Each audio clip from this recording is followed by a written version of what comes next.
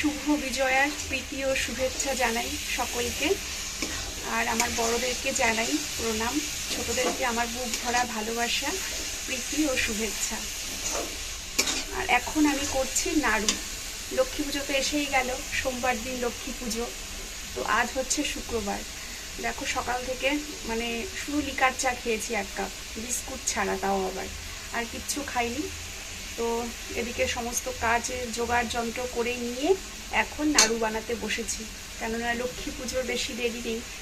আর আজকে হচ্ছে শুক্রবার, শনি আর রবি দুটো দিন মাঝখানে, সোমবারই তো লক্ষ্মী পুজো। তো নাড়ুগুলো আজকে করে রাখছি, সকাল থেকে উপোস করে আছি।